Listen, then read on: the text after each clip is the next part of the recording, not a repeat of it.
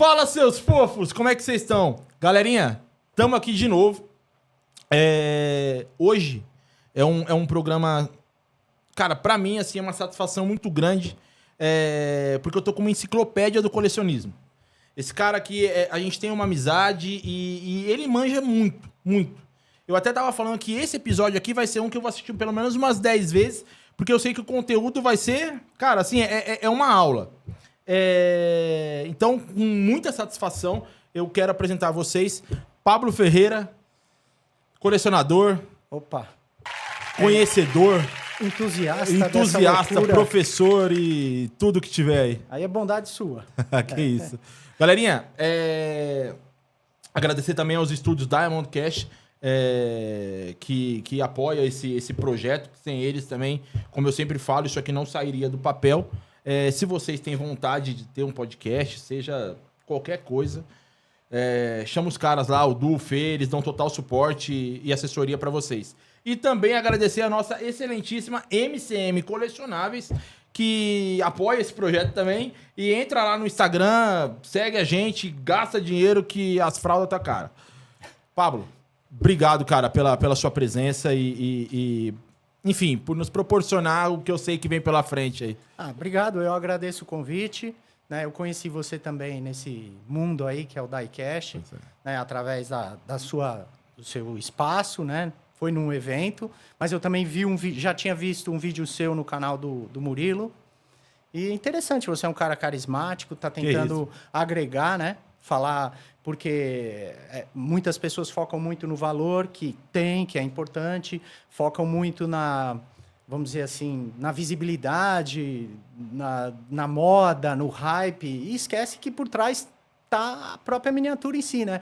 Ou a marca, ou o modelo, né? Aquilo que faz a pessoa realmente gostar, né? Se não fosse as pessoas que realmente gostam, realmente se apegam, seja a marca, seja o modelo, aí não seria tão forte como é. Então, não é que é só isso, né? Mas eu acho que é importante também. E eu acho muito bacana você abrir espaço para todos os tipos de pessoas que vêm aqui falar, seja do lado mais comercial, seja do lado do valor das miniaturas, que muita gente vê como investimento também, sem dúvida. Né? Então, é interessante. Foi que nem a gente falou lá no começo, que a intenção era, de fato, aproximar pessoas e trazer conhecimento. Por isso que a gente tenta diversificar aqui, trazer um colecionador e uma pessoa que conhece muito, o cara que vende. Mas, enfim, vamos lá. Eu quero saber, você entrou no meio do colecionismo desde quando? Vamos lá. Eu brinco com Hot Wheels, que eu acho que é o termo correto, né? E carrinhos de miniatura, que a gente falava carrinho de ferro, né? Ou carrinho só. Desde que eu era criança. Eu sou da década de 70 e eu brinco com os carrinhos desde que eu me conheço. Eu tinha um carrinho na mão, um carrinho em casa, né? E na época que eu era pequeno, muito forte chegava aqui Matchbox. Os da Lesney, que eram feitos na Inglaterra, Matchbox mesmo, né? Também tinha Sico, Korg Junior, que era a escala análoga a 164. Por que análoga a 164? Porque nunca tiveram escala. Eram brinquedos. Então, eles tinham aquele tamanho, que é tipo um frame, né? Daí vem o nome Matchbox, até a gente entra nesse aspecto daqui a pouco, mas desde essa época. E eu já gostava, às vezes, de juntar. Achava bonito algum, tentava achar igual, mas a gente não achava tanto para comprar. Então, falava assim, nossa, por que você tem o trator e tem esse, tem aquele? Você não tinha muito para escolher.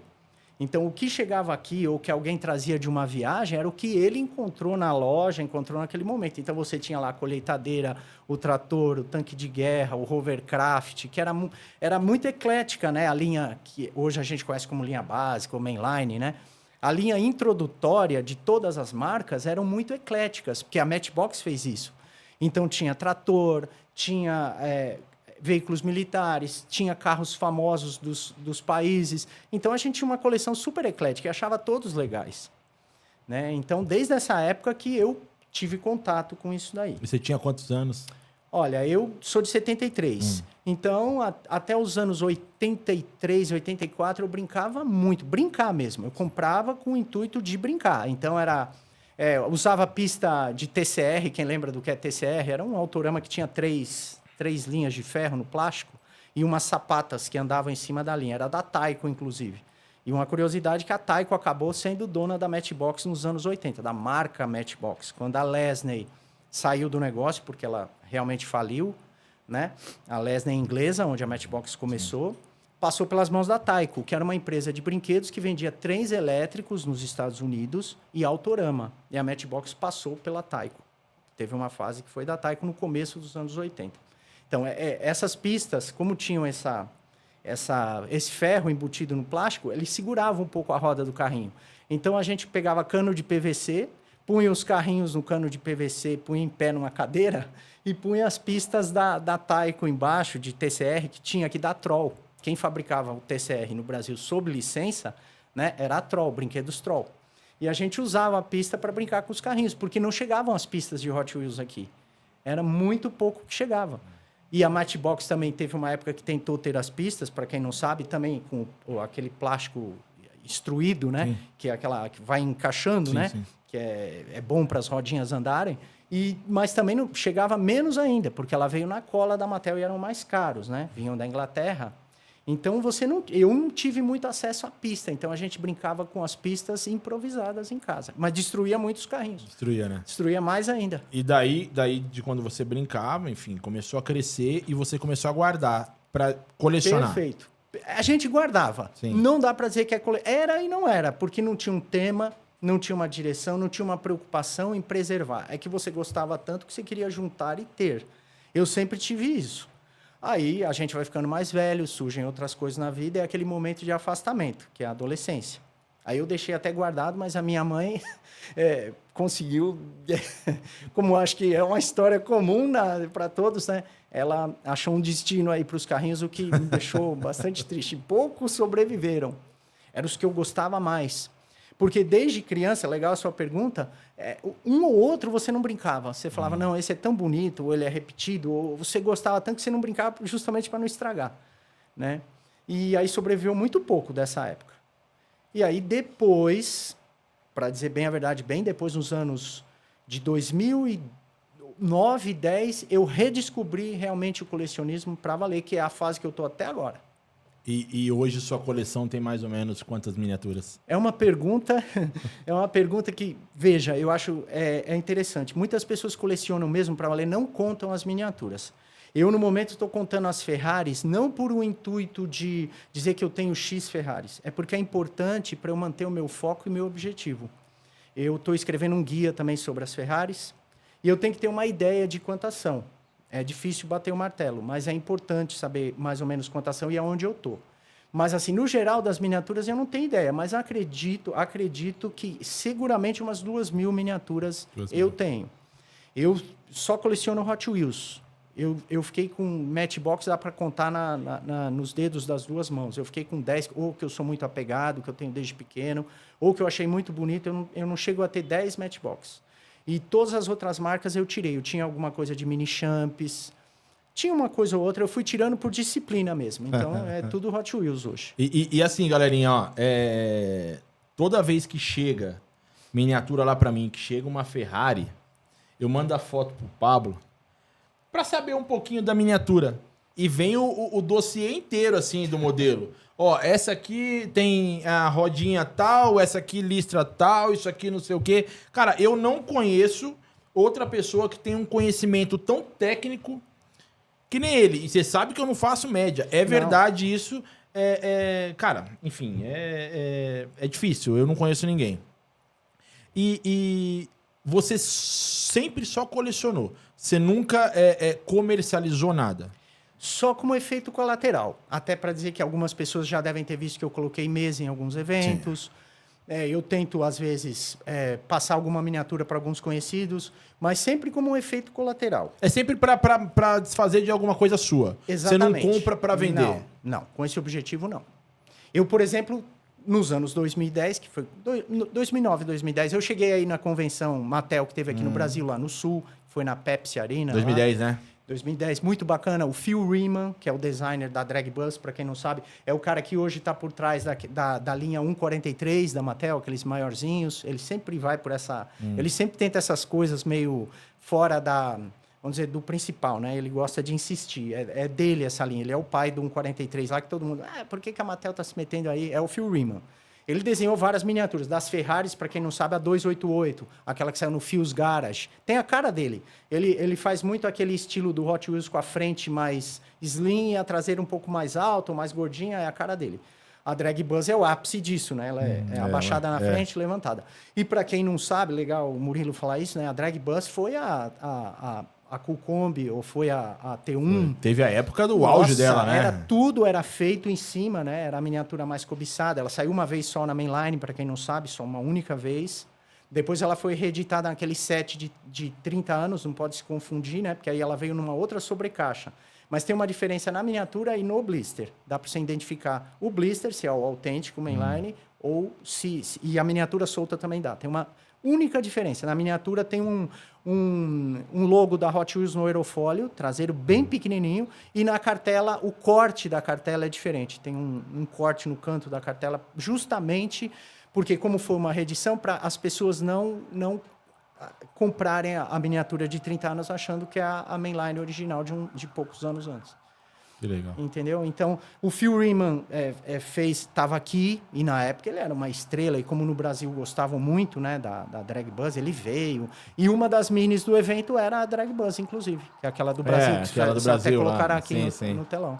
Né? Então, nessa fase, eu tava para cima das Drag Bus. Eu vou colecionar, eu vou fazer. E tinha as Liberty, que foi uma parceria com a Mattel também, né? Que era o auge também, tinha as edições limitadas. E a Liberty fazia as combis Drag Bus que a Mattel usava na Make-A-Wish Foundation, que vocês já falaram aqui também. A Mônica tem acho que o Corvette da Make-A-Wish. A Liberty que fazia. A Liberty fazia algumas miniaturas de convenção para a Mattel. Eles tinham uma parceria legal, então não era uma coisa clandestina. A Mattel fornecia as Drag Bus raw para eles. O que é raw? Sem pintura, né? Totalmente prontas para serem personalizadas. Galerinha, eu aprendi um negócio aqui hoje. Zamac, zinco, alumínio, magnésio e cobre. Vocês não sabiam dessa aí. Aqui, ó. Então, por que o Zamac, né? Hoje, todos os carrinhos são feitos, todas as miniaturas da Mattel são feitas de Zamac e a maioria das de outras marcas. Por quê? Porque foi considerado que são metais que podem ser seguros principalmente para as crianças. Você não pode usar chumbo e cádmio, que eram coisas que são metais baratos, maleáveis, que se prestam muito bem a fazer esse tipo de coisa, mas é restringido por segurança, por uma série de coisas. Então, hoje, os carrinhos são feitos de zinco, alumínio, magnésio e cobre, que a abreviação desses metais é o famoso Zamac. Zamac. Todos os carrinhos são de Zamac? Todos os carrinhos são de Zamac. Então, o que é a coleção Zamac? A coleção Zamac nada mais é do que miniaturas onde não existe a pintura. O acabamento, eles dão uma leve polida. Aliás, o Super Terrante é exatamente assim. Eles dão uma leve polida na carroceria para tirar o mais grosseiro, as rebarbas. Afinal, não vai ter tinta para cobrir. Sim. Vão lá e cobrem com verniz. No caso da linha Zamac, é um verniz incolor. Então, você consegue ver perfeitamente o metal embaixo. E em cima aplicam a tampografia. Então, é a mesma tampografia do outro modelo de outra cor. Ok? E o Super Terrante nada mais é do que a carroceria de Zamac, polida também. E aí se aplica um verniz, porém colorido. Então, o Spectra Flame Red, o vermelho, o azul, o verde, nada mais é que um verniz colorido. Né? E isso é o que se usa no RLC também. Só que no RLC, o polimento dado às carrocerias é muito maior. Isso que as pessoas... Porque é também tão caro. Lá é mais ainda. Lá eles já... Por exemplo, se a carroceria... Mais bem acabado. Se a carroceria saiu com algum detalhe que acontece, alguma marca mais profunda, ela é descartada. Ela já não é usada. Eles procuram, entendeu? Sim. Fazer melhor. E aqui, ó, vou puxar um gancho, que ele gosta disso aí. Por exemplo, aquela polêmica dos carrinhos de 2007, os Supers de 2007, que inclusive tem a Ferrari Enzo, que pipoca a pintura, e aí um monte de teoria, o que aconteceu. Isso vai levar a uma outra coisa que o pessoal vai gostar, uma curiosidade bacana que tem muita polêmica, né? Então vale a pena. Na verdade, houve uma restrição no solvente da tinta. E quando essa tinta foi aplicada nos Supers, principalmente, atacou a liga metálica. Então, causa o contato direto dessa modificação na tinta, que não dá muito tempo para ser testada. Por quê? Porque não para a produção. Então, eles... não pode mais usar determinada formulação. Isso vive acontecendo, tá? Para quem não sabe, muda uma normativa dos respectivos Inmetros ou órgãos análogos, principalmente da União Europeia, e torna proibido determinado produto. Você não pode mais, a partir daquela data, utilizar em nada, seja na tinta da embalagem, seja no material do blister. Mudou recentemente o material do blister, lembra que estava quebrando no começo? Estava vindo muita bolha de blister quebrando. Por quê? Proibiram o material, eles correm Fizeram lá rápido e vão aperfeiçoando durante. Então, a tinta causou uma reação com o metal. Ela ataca um dos metais da liga e casa aquele de dentro para fora. Então, forma uma bolinha, igual uma catapora, né? Eles chamam de como se fosse catapora, isso. E ela entra no metal, ela vai tornando o metal poroso, até descascar mesmo. Uns menos, uns mais. Isso aconteceu, afetou uma boa parte das miniaturas, e as miniaturas não tinham data de fabricação, nem nas caixas, nem nos blisters, nem nas miniaturas. A Mattel queria fazer um recall, o que ela teve que fazer? Fazer um recall gigantesco, porque aquilo ali foi tido como um risco também para as crianças, que tem umas que estão empipocando agora. Quantos anos depois? 18 anos depois, né? Mas tinha umas que estavam na hora lá, dentro do blister, a tinta saindo. E eles precisavam recolher, tiveram que recolher tudo. Por isso que a partir de 2008, toda a miniatura tem a data de fabricação. Pessoal, não confundir a data do molde do carrinho, que é aquela data que tem lá, né, o copyright do modelo. Do molde, com a data de fabricação. Coincide quando é a primeira edição do carrinho. Aí bate. Depois não bate mais. Então, aquela letra seguida de 2 números, eu vejo essa pergunta inúmeras vezes no Facebook e tal, e as pessoas respondem dos jeitos mais esdrúxulos, não por mal. Porque, sim, o pessoal não tem um... tem coisas que são opiniões. Eu acho que opinião a gente tem que debater, todo mundo tem direito até a sua, perfeito. Mas fatos a gente não pode debater. Então, aquela letrinha seguida de 2 números, que agora tem uma letra depois dos 2 números, a gente já fala disso, mas a letrinha com 2 números, a letra é o ano, e os 2 números são a semana do ano. Então, aquela é a data de fabricação do carrinho. Desde 2008, da linha de 2008, que na verdade começou em 2007, né? Porque a caixa A sempre sai no ano anterior. O ano calendário não bate com o ano coleção. Não é o ano... Então, desde a caixa A, né? Que eles começaram de 2008 a colocar a data de fabricação nos carrinhos. E aí você consegue ter um controle maior sobre um eventual problema. Você quer fazer um recall, você quer tirar um produto, você consegue falar até para o seu parceiro lojista, olha, você retira todo a 36 até 39 da prateleira, tem um problema, recolhe tudo, eu vou te trocar esse produto. Que legal, cara. Só dar um recadinho aqui, ó. Agradecer ao VDC Miniaturas, que mandou presente aqui pra gente. Obrigado, mano. Valeu. E também, galerinha, não esquece de deixar como diria o brother Filipão, o gostinha, se inscreve no canal aí e ativa o sininho lá, comenta, e é isso aí. E se não curtiu, curte por dó, não é isso? Não, exato. Se não gostou, é difícil não gostar dessa aula aqui. Se não gostar, deixa o joinha por dó. A Mini GT tem uma miniatura, uma Lamborghini Liberty Walk, que ela tem um problema crônico de porosidade. Até tiraram, é a número 58, tiraram ela do catálogo. E ela se tornou muito difícil de achar. Eu lembro que eu peguei uma caixa no distribuidor e todas elas a gente abriu, todas elas o capô e a porta porosa. Tem um problema. Então, e até que eu ia falar da curiosidade. Ironicamente, as que menos se estragaram foram as que foram tiradas logo do blister. Porque enquanto estava secando, em vez de estar dentro do blister ali, a ação acontecendo justamente do verniz no metal, da tinta no metal, ele evaporou e atingiu menos a miniatura. Mas atingiu todas também. Você está falando a Lamborghini, né? Todas foram atingidas. Todas as miniaturas pintadas com a tinta Spectra Flame de 2007 sofreram. Então, assim, não existe uma Ferrari, olhando ela de perto, a Enzo de 2007, que não tenha uma bolinha. Porque foi realmente a fórmula da tinta, mas levou a ter a data de fabricação em todas as miniaturas. Então, é um processo, né, de aprimoramento para a própria empresa. Mas os caras eles vão fazendo com o bonde andando, né?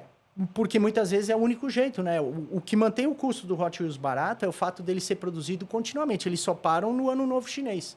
Eles não param para mais nada. Vão saindo os sortimentos um em cima do outro, as cores uma em cima das outras. Não tem muito tempo para você testar. Então, há 2 anos atrás, 3 anos atrás, houve uma mudança, uma restrição também no plástico do blister, que é uma questão ecológica, chave com PET, uma coisa assim. E estavam estourando muito os blisters, inclusive os do RLC.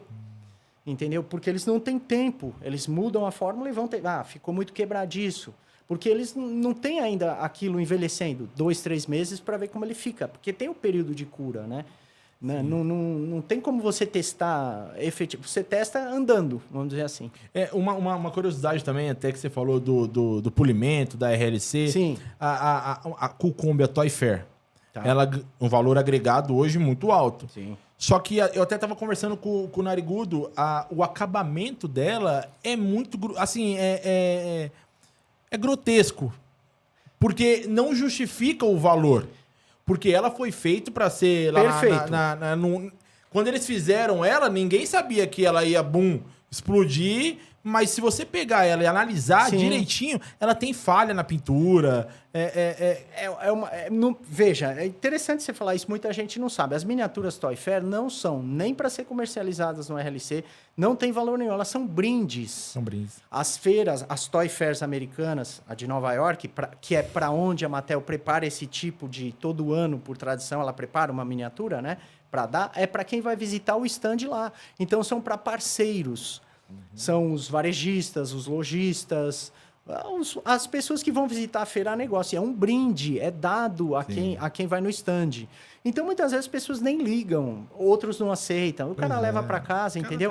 Para nós, colecionadores, é que é uma joia, que é uma coisa incrível. Mas para eles lá, você falou tudo. Tanto que ela lembra muito até a mainline, né? Sim. Entendeu? Eles estavam fazendo uma mainline, eles só fizeram uma, vamos dizer, entre aspas, uma superterrante da mainline. Exato. Mais ou menos isso, e colocou na caixinha. E lá. hoje ela tá valendo o quê? Uns 10 mil reais? É isso, estagiário? Uns 10 mil? Tá valendo uns 10 mil reais. Acredito que sim. Os Toy Fair, eles têm uma vida própria, né? É muito interessante.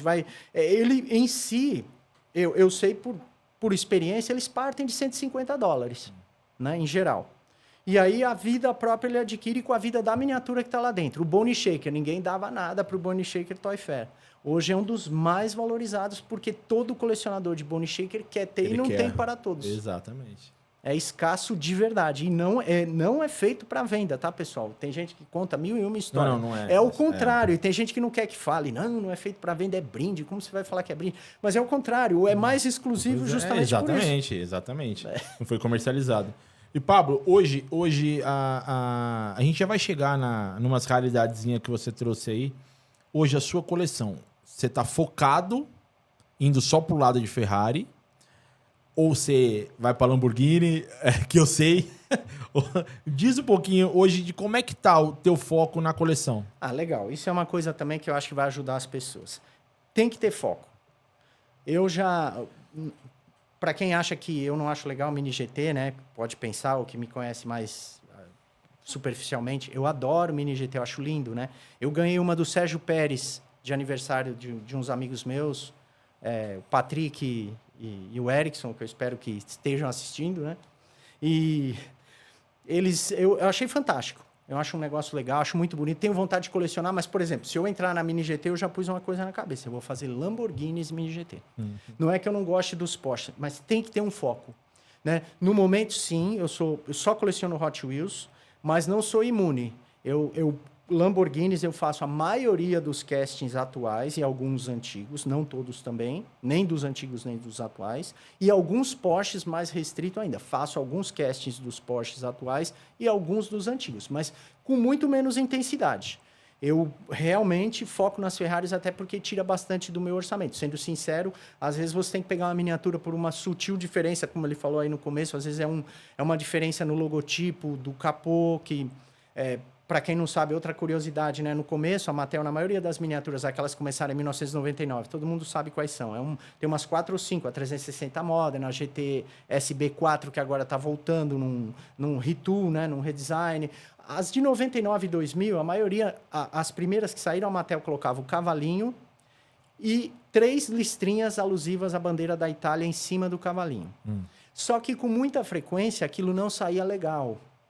O vermelho sumia na pintura vermelha, ou a tampografia rapidamente não ficava legal, e a Ferrari, na época, não achou muito legal, porque como é a bandeira da Itália, aí foi uma coisa, a Mattel foi lá e mudou. Olha, o único jeito que dá, ela aumentou. Então aí, Cavalinho. o cavalinho começou a ficar maior. A maioria das miniaturas que saiu nessa época, você tem com 2 tipos de logo de capô. Que é o cavalinho menor, com as 3 listrinhas em cima, alusivas à bandeira da Itália, e o cavalinho maior, que já não tem as 3 listrinhas em cima. Então, quais são as mais raras? As que têm a listrinha em cima, porque são as que saíram no começo. Então, e você não consegue ver em álbum, não consegue ver em foto lateral do blister, você só consegue ver na mão. Na mão. Então, aí às vezes você tem uma miniatura idêntica, mesma roda, mesma miniatura, tem essa sutil diferença. E aí você vai lá, tem que desembolsar praticamente o custo de novo da miniatura. E o valor, assim, diferencia muito, né? De uma para outra. Vou ser sincero, não necessariamente, porque o pessoal não liga. Você sabe muito disso. Sim. Às vezes, quando você vai me consultar, e, gente, zero puxa-saco, tá? Ele tem um dos melhores preços que tem, é uma pessoa competitiva, consulta, ele se liga... A gente tenta. Não, mas você se liga muito, eu vou falar uma coisa sincera agora. Sei que é difícil, quem quiser acredite, mas como você vai acreditar? Entrando nos álbuns dele, que tem toda semana no Facebook. Aí você vai ver a média de preços, né? Ele é um cara que se volta muito por quanto ele pegou a miniatura, que é o que eu falo para todo mundo. Se você pegou caro, seja você o colecionador, seja porque você vai repassar, você está numa sinuca de bico, você sempre vai estar fora. O que vai determinar até se você vai ganhar ou não com uma miniatura é por quanto ela entrou para você. Né? O negócio exatamente. É a compra. Não adianta. Vale X mil. Se você comprou pelo X mil que vale, você também não vai ganhar nada com ela, né? E o que você achou agora da volta da Ferrari para Hot Wheels?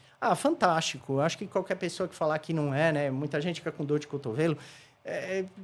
Vai desvalorizar as antigas. Vai valorizar as antigas. A Mattel fez um negócio muito legal. A F40 voltou. Não é a F40 antiga. Essa F40 é aquela F40 versão de pista.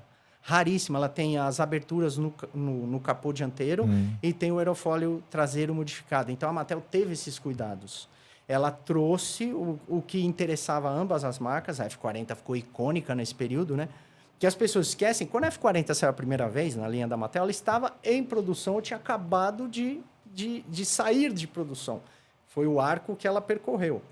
Mas até no último 5-pack teve. Sim, ela foi carregada até ali. Mas ela ganhou, nesses últimos 10 anos, um status icônico. O Lando Norris tem uma F40, né? Então, assim, hoje é a Ferrari que mais valorizou de todas, né? No período. Tem umas que valem mais, mas o carro 1 para 1 foi a F40. A Liberty Walk cortou um F40 lá e botou o body kit. Mas você imagina... mas é assim que se faz um nome, né? É arriscando nesse nível, pois né? E eles têm lá, inclusive vai até aparecer no episódio nosso aí, num bate-papo que a gente fez com o Fernando lá da Liberty, eles têm a modificada lá, que para eles foi um divisor de águas, e eles têm uma outra original que tá pouquíssimo quilômetro rodado.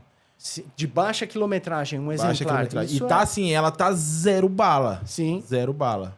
E veja, eu imagino, você falou que foi um divisor de águas para eles. Acredito, né? Porque você cortar uma F40 e modificar com o seu design, com o seu body kit, e aquilo ser bem recebido, e em vez de desvalorizar o carro, tornar o carro espetacular, você se consagrou ali. Pela Ferrari lá, não sei se eles curtiram muito. Mas... a Ferrari, ela não gosta. Ela não gosta, mas ela também não toma nenhuma ação, ao contrário do pessoal pensa. Ela não quer que envelope o carro dela. E agora, putz, show. Você ter falado que aquela... Faço questão que esse aí o pessoal pesquise para não acreditar no que eu estou falando, né? Muita gente vem com aquela lenda, que é aquela Ferrari que saiu no Hot Wheels Racing Team, que tem 2 versões. Uma mainline, que ela é menos envelopada, que tem a caveira da Hot Wheels. O logotipo Hot Wheels Racing Team tem um flame verde, que de um lado ela tem a gravata da Hot Wheels, do outro lado tem o flame e a caveira. Aí tem uma mainline mais simples... E tem uma que saiu naquela coleção Hot Wheels Racing, que tem as rodas especiais. E ela é toda envelopada. Aí muita gente... quando a Mattel fez isso com a Ferrari rompeu o contrato por causa disso.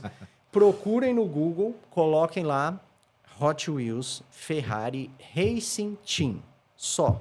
Vai aparecer a Ferrari 1 para 1, envelopada daquele jeito. Na verdade, a Mattel fez a miniatura da Ferrari envelopada que foi usada nas promoções da época. Esse Hot Wheels Racing Team foi um marketing da Mattel, não sei se deu tanto resultado ou não, em parceria com os X Games, que é aquela vez que eles fizeram o carro dar o looping de verdade, fazer os pulos de verdade, que custou uma fortuna aquilo. Se deu tanto resultado, não sabemos, né? O Mario Andretti foi chamado para ser o piloto, era o líder do grupo. Lógico, quando punha o capacete não era o Mario Andretti, né? Sim. Mas era para dizer que o capacete preto era o Mario Andretti, o Ken Block era o capacete verde, né? E o rapaz da moto era o capacete amarelo. Enfim, cada um daqueles misteriosos que chegou a ter no blister da Mainline de 2013, né? Que foi? 12, 13? 13.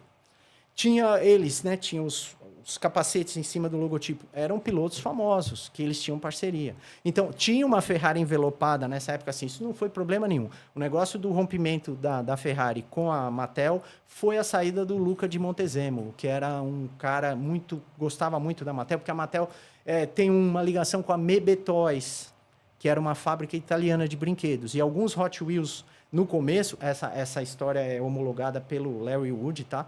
Eles não tinham muito tempo para desenhar os carrinhos. Logo depois daquele primeiro boom de 68, 69, 70, 71, eles não tinham muito tempo. Eles precisavam lançar novos modelos e dava muito trabalho, eram desenhados à mão. Sim. Então, eles recorreram a parceiros, no caso, a Mebe Toys da Itália. Então, tem duas Ferraris que são Mebe Toys maiores, eram carros da Mebe Toys, grandes, brinquedos, que é a 308 e a 312. Eles pegaram os carros da Mebe Toys e encolheram. Fizeram com um pantógrafo, né? Eles copiam a planta do carro maior e vai do outro lado do pantógrafo tem um negocinho desenhando menor. E aí fizeram os carrinhos. Então, assim, tinha uma parceria muito estreita da Mattel com a Ferrari, né? E aí veio o Marchioli lá, que se sucedeu, aquele que machucou o braço, depois ele acabou falecendo. Ele que levou o Leclerc para a Ferrari, tirou o Kimi Raikkonen, aí colocou o Leclerc como primeiro piloto, colocou o Vettel como... Foi uma revolução, né? Ele chegou lá fazendo grandes mudanças. E ele subiu muito a tábua do licenciamento. Ele falou, olha, não vale tanto para nós nesse momento simplesmente os seus números, a sua popularidade. O rompimento Mattel-Ferrari foi quando? Foi 2015, né? 14, 2015. Né? 14. Foi justamente quando ele veio. E retomar agora. Ele veio... 10 anos depois. E a Mattel também negociou de uma outra forma. Eles também. Eu acho que a mainline da Hot Wheels, vamos falar a verdade. Lote J agora vem a Ferrari, né? Vem a Ferrari, a primeira, a SF90. Aí são 3 lotes seguidos com 3 modelos diferentes. E aí saiu no RLC também, o packzinho, no RLC saiu a de WEC, né? E a primeira, aquela Ferrari mais antiga, né? O modelo da Ferrari mais antiga, é a primeira Ferrari que a Mattel produziu também, aquele casting. Eles refizeram o casting, é uma homenagem. A primeira Ferrari que a Mattel lançou, que é um modelo que corria numa categoria equivalente ao que é o WEC hoje, né? E a de WEC. Agora eles vão explorar, vai vir em Team Transport, vai vir tudo. É fantástico, e é da Fiat, né? É um Team Transport que carregava as Ferraris na época. O pessoal vai ficar doido, a verdade é essa, né? Pois é, cara. Eu acho que eu gosto bastante de Ferrari também. Eu também gosto. Eu acho que a Mattel é um cartão de visita. As pessoas brincam, né? Eu acho que tem poucas marcas que você vai em qualquer lugar do mundo e você acha o Hot Wheels. É isso que o pessoal não entende, né? Não é falando, muita gente fala, eu não coleciono Hot Wheels mainline e tal. 85% das Ferraris Hot Wheels são mainline. Pois é. Entendeu? Se um colecionador de Ferrari falar que não faz coleção de Ferrari mainline, ele completa rápido. Pois é, completa rápido. Cara, vamos falar um pouco do que você trouxe aqui. Fica aí a seu vamos critério. por partes. Antes disso, a pergunta do diretor. Opa! Atenção. Em qual lugar do mundo onde se coleciona mais? Eu vejo que vocês, o Murilo, vai para feiras em vários lugares, em vários países. Qual é o lugar que a febre é maior? Você sabe disso? Olha, repete pra... Refazendo aqui, repassando a pergunta do diretor. Qual lugar aí do mundo a febre do colecionismo ela pega mais? O colecionismo ele começou na Europa, né? Que é aquela ideia do inglês, até que são os melhores museus, mas não puxando a sardinha para eles. O acervo é maior, a vontade de juntar coisas do mundo inteiro é maior. Então, coleção de selos, coleção de cédulas, coleção de moedas, coleção de carteira de cigarro, coleção de latinha de cerveja, tudo é colecionável. Na verdade, isso aí é um bichinho. Eu tenho. Eu, se deixar, eu coleciono qualquer coisa que for colecionável. Eu coleciono bastante coisa também. Entendeu? Tazo, eu já vi você falando. Figurinha. Tudo que. Veja, eu debato muito isso com as pessoas, né? Até para responder melhor a pergunta. Mas tudo que você sente vontade de juntar é uma coleção. Você tem essa vontade de juntar. Eu acredito que na Europa foi o berço disso. Né? E as crianças já queriam ter os soldadinhos, e aí ter as miniaturas. Ok. Hoje, fazer uma pergunta hoje, o colecionismo é aquela coisa, muitas pessoas, ao ver outras pessoas colecionando, ao ver um vídeo, ao ver uma coleção, sentem aquele, eu também quero. Esse é o bichinho, não importa se vale, se não vale, se você vai tirar o dinheiro, esse é o verdadeiro colecionador. Desculpa aí se alguém, mas se não servir essa carapuça, não é colecionador. Você até pode juntar para você especular ou para você investir, isso não é crítica, mas o colecionador ele tem que ter prazer em juntar.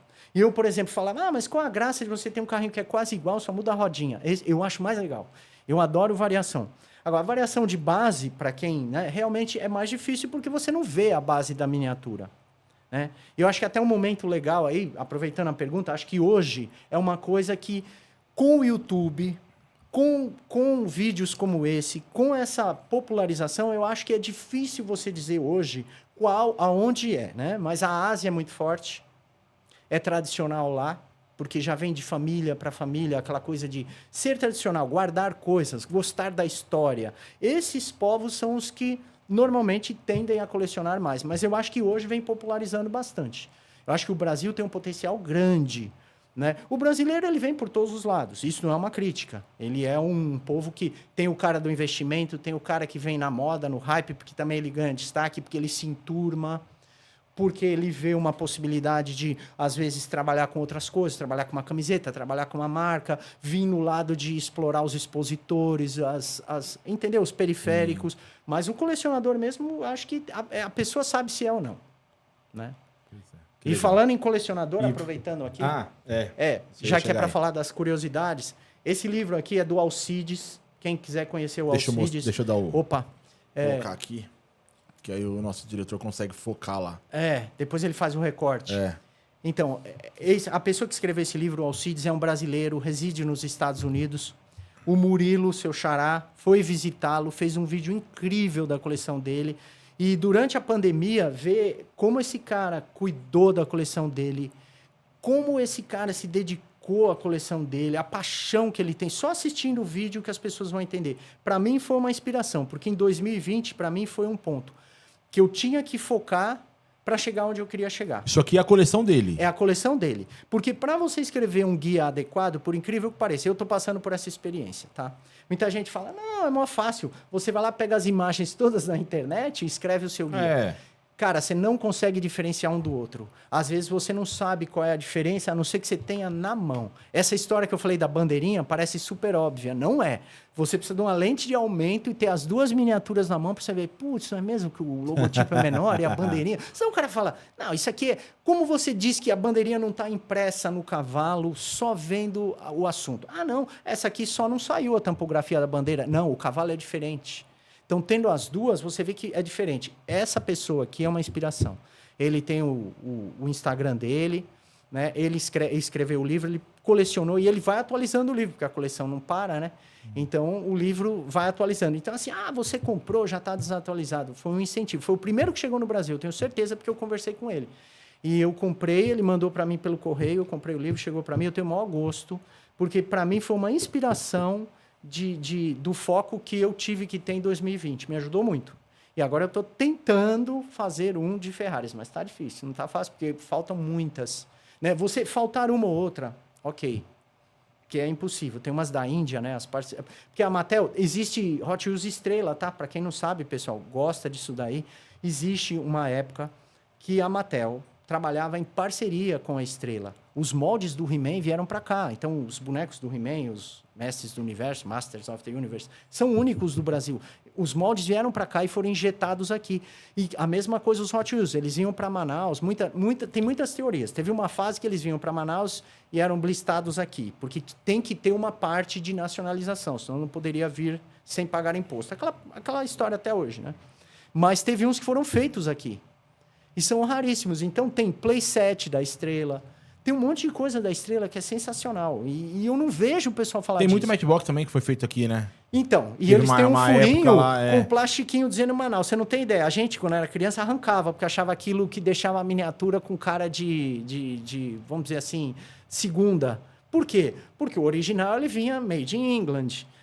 Feito na Inglaterra. E aí esse tinha um plástico encaixado embaixo. A gente, como criança, arrancava. Aí ficavam os 2 furinhos. Porque eles fizeram 2 furinhos no molde para encaixar uma placa escrito Manaus, uma plaquetinha. Hoje, se você arrumar um com a plaquetinha de Manaus, vale 10 vezes mais. Vale, Não é? Pois é. Você entendeu? Como a gente não tinha essa preocupação. E vendia em padaria a Matchbox nessa fase de Manaus. Porque dava acesso foi distribuído mesmo. E foi a última época dos Matchbox Lesney. Já não era da Lesney, mas eles estavam usando os moldes originais ainda. Então eles tinham aquela cara do Matchbox. Que você até, aqui no comecinho, falou pra mim, teve uma fase da Matchbox, os Matchbox estavam sem identidade nenhuma. Já na mão da Mattel, né? Tinha cache muito feio. Quase acabou-se ali. Aí qual a identidade? Eles lá dentro... Né? O Li Wei Chang tem uma Ferrari laranja com risco preto e o vidro... Não tem interior, o vidro é de... fosco, é muito feio. Então, eles vieram, aí agora achou uma identidade, né? São mais realistas, tem o espelhinho retrovisor, são só 100 por ano. Achou o seu nicho. Tanto que dá para você diferenciar. São da Mattel, teoricamente só embalados diferentes, mas tem suas rodas... Achou sua identidade de novo. Gostem ou não gostem, né? Mas a Matchbox hoje era tratada, eu acredito, com respeito. Mas não é mais o que era, né? Do mesmo dono do Hot Wheels está lá. É um refrigerante irmão, né? Dentro da marca, né? E agora vamos lá. Essa aqui. Me fala sobre essa miniatura que você trouxe. Esse é um P911. Esse aqui é um Porsche, eu vou mostrar ali na câmera ali, ó. É o P911, para quem coleciona Porsche conhece, né? E é meu desde 1982. Tá nesse estado aí. Que legal. Porque às vezes a gente corre atrás de algum que a gente teve na infância e compra novinho, né? E aí é aquilo que eu já te falei. O molde aqui é de 74. Isso. Olha, bem legal. Esse molde é de 74. Esse não tem data de fabricação. Então, como que eu sei de quando esse carrinho é? Requer pesquisa. Esse daí você tem que colocar lá o nome do casting, que é Hot Wheels... Nem coloque Porsche, coloque P911. Aí vai abrir. Aí você vai abrir várias imagens. Hoje tem o pai Google, né? Que ajuda. Pois é. E você vai ver ali na cartela. Aí você vai ver... Às vezes, ele saiu 3 anos seguidos. Então, é muito difícil de você identificar de qual desses 3 anos que ele é. Mas pela cor e pelas rodas, você chega bem próximo do ano que ele saiu. E esse aqui é meu desde a época de criança. E esse aqui? Esse aqui, a gente estava falando dele antes. É bem legal. Eu vou mostrar ali na câmera... Depois eu vou tentar mostrar um detalhezinho aqui para vocês aqui. Para quem fala que Hot Wheels não tem partes móveis. Aqui, ó. Cara. Ele bate, ele vira, abre o capô e... Cara, é legal demais. Eu não sei se vai dar para pegar ali, mas a gente tenta. Esse é um Crack Apps. C-R-A-C-K-S espaço Up. É uma linha... que ele tinha essa play feature, ele tinha essa característica de que você conseguia bater o carrinho. Inclusive, depois foram feitos de plástico. Só que sabe o que isso aqui lembra? Aquele bonequinho do Power Ranger. Que ele virava assim, a cabeça ele morfava lá. Olha ele morfar. Mas é isso mesmo. É isso? Aí, o mesmo princípio. Aquele He-Man que você tinha...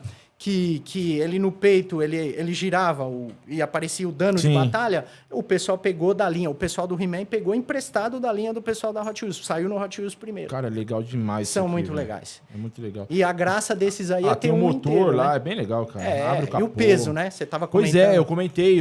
Que diferente. Acho que com o material que tem aqui, você deve fazer uns 4, 5 hoje. Faz. Cara, é legal demais. E agora eu quero... Cara, esse aí Esse caminhão, esse aqui é diferente. Esse é. Esse aqui é diferenciado. Vamos mostrar lá também. Esse aqui, cara, essa é aquelas coisas conta também pra gente que a história fala, disso aqui. Né? O poder que uma marca que é muito grande tem, né? A Hot Wheels tinha esses Howlers, por um tempo eles foram vinculados à NASCAR, para quem não sabe. Aqui no Brasil, os últimos que saíram foram os vinculados à banda. Não sei se você lembra, que é o Kiss, Sim. acho que é Kiss, AC/DC, né? Led Zeppelin. Foram 4 que saíram de banda, né? Foi a última vez que inclusive foi a última vez que a Mattel mexeu com esse molde, nunca mais saiu nada. Eles saíram nos Estados Unidos na linha da Monster Jam, mas enfim, foram desenvolvidos na época que a Mattel tinha licença da NASCAR. Tá até aqui na embalagem. Sim. E já passou por várias marcas, Racing Champions, Spin Master, uma série de marcas. E esse caminhão, ele foi feito só para essa corrida, só era vendido no trailer da equipe. Foi uma tiragem ultra limitada, que o carro dessa equipe correu envelopado, lógico, né? Com a estreia do filme, do Dark Knight. E o caminhão da equipe estava personalizado assim nessa demais, corrida. cara. E eles fizeram esse aqui. Tem a nunca data vi. lá, é 19 de junho de 2005. Isso. Foi pouco antes da estreia do filme. E assim, eu nunca vi esse caminhão. Quando eu vi isso, eu falei, eu tenho que comprar. É aquelas coisas que é irracional, Ah, não, sabe? esse aqui tá legal. E tá lacrado, né? Tá, eu não consegui deslacrar. É aquela coisa, quem tem um, não tem nenhum. Eu até brinquei aqui, eu falei, me dá o estilete aí. Mas você não sabe a vontade que eu tenho de pegar Eu imagino. na mão, né? Mas Eu é imagino. que quem tem 2 tem um. Pois Quem é. tem um, não tem nenhum. Então, como eu tenho um, eu não tenho nenhum. Então, eu não posso abrir. Pois é. Agora vamos. Aquela ali é a mais rara que você tem na sua Então, coleção? aqui, vamos lá. Faz aquela pergunta que você faz. Eu também quero ser perguntar. Eu Vamos sou lá. tímido.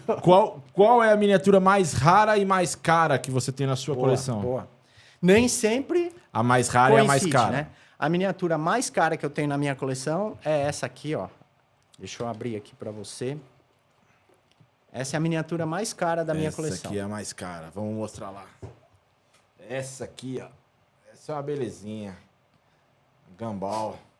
É a Gumball, né? Não tem números precisos, mas o John Lamley, que até teve no Salão da Cash passado, é muito reconhecido, é o cara que a Mattel confiou a ele a função de fazer a ligação entre os designers, entre a empresa e o público. Ele divulga só informações fidedignas. Sim. Ele coloca que são 500. Então, eu acho que é um número muito próximo, né? Então, é uma miniatura muito rara. Essa foi a miniatura que me custou mais caro, a mais cara para mim na minha coleção, mas não a miniatura que vale mais que tem na minha coleção. A miniatura que vale mais que tem na minha coleção Essa aqui, vamos chegar lá. Sim. Essa aqui vale hoje o valor de mercado dela, mais ou menos. Olha, eu só pesquiso na hora que eu vou comprar e depois se eu for vender. Por quê? Para não sofrer, né? Entendi. Mas eu acredito que esteja na casa de uns $500 hoje. Os $500. É. Tá. Fora do 3 Brasil, mil tá? reais, mais ou menos. Fora do Brasil, tá? A gente sempre fala assim, aqui com certeza vai ser mais pelo Sim, lógico. custo que a pessoa tem de trazer, né? Bem legal. E até faço questão de dizer, essa miniatura eu peguei com o nosso querido amigo Felipe. Filipão da Pitstop. Que ele teve aqui. Eu acho até que ele tem outra, inclusive. Eu visitei recentemente a loja dele lá, ele tinha uma, e foi uma coisa legal. Eu sempre guardo isso, eu acho que isso é importante para mim. E veja, muita gente, mas a miniatura roda, a roda é rígida, tá? Não tem nem roda Real Riders. E assim, cara, eu não peguei pela roda, eu não peguei pelo valor, eu me apaixonei por essa miniatura a primeira vez que eu vi no canal do John Lamley, no YouTube. Eu vi, eu me apaixonei, eu queria ter, e infelizmente ela custa caro, é assim que eu falo para as pessoas, ela custa caro, eu corri atrás, comprei porque eu tinha que ter na minha coleção. Sim. Mas a miniatura que eu paguei mais caro foi essa. Legal. E Agora essa eu vamos faço lá. questão, você pega, você vai gostar. Eu tô com medo de abrir. Não, faça, por favor. Vamos lá. Essa aqui é a mais rara. Essa não diria, ela é bastante rara. Talvez essa tenha até um número menor. Mas essa é a miniatura mais valiosa da minha coleção. Abrir. Não, é só... Pra eu não estragar a caixa. Então, uma das coisas mais raras é a caixa. Você nunca vê na caixa. Pois é. Aí você tá vendo exatamente como ela vai, tá? Só que não como ela chega na mão de quem recebe, porque eles já descartam a caixa no processo. Eles não dão a caixa para ninguém. Então, é muito rara a caixa. Nós falamos de Toy Fair. Aí. Esse é de verdade, tá? Não é... Que beleza.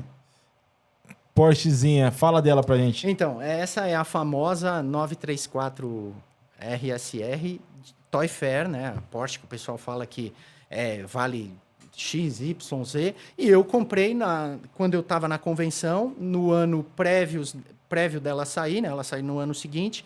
E algumas sempre vazam lá para a convenção de Los Angeles, né? O pessoal que tem contatos dentro da Mattel, elas tinham acabado de chegar, porque elas são produzidas, para vocês verem, né? Em setembro, outubro, a Toy Fair é em fevereiro, ok? Elas chegam lá no quartel-general da Mattel em El Segundo e ficam guardadas lá, para vocês verem como é. E alguns designers pegam algumas e eles já... 2018? Ela foi para ser dada em 2018, mas em 2017, eu acho que é 16, não é?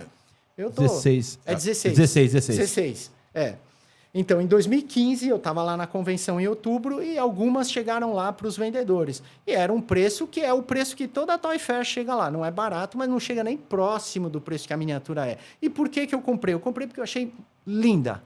Eu vi lá, o cara tinha colocado lá em cima da mesa dele. Cara, mas ela é bem bonita, né? É linda essa miniatura. Independentemente, eu não comprei pelo que ela vale ou pensando em valorizar.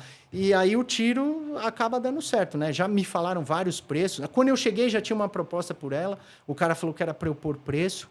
Porque um amigo meu, também gosto de falar nos amigos, né? O Osamu, quem conhece, ele é muito bacana. Ele queria que eu trouxesse um Batmóvel 66 para ele. Toy Fair. E é Toy Fair ou é Dream Halloween? Agora, não sei se me falha a memória. O Batmóvel 66. Raro pra caramba. Vem numa caixinha assim. E eu sabia que esse cara trabalhava. E ele pediu, compra pra mim. Eu falei, olha, eu vou procurar pra você. Procurei, achei. Aí falei pra ele o preço e tal. Aí ele falou, legal, você pode comprar pra mim? Peguei, comprei. Aí comprei esse também, né?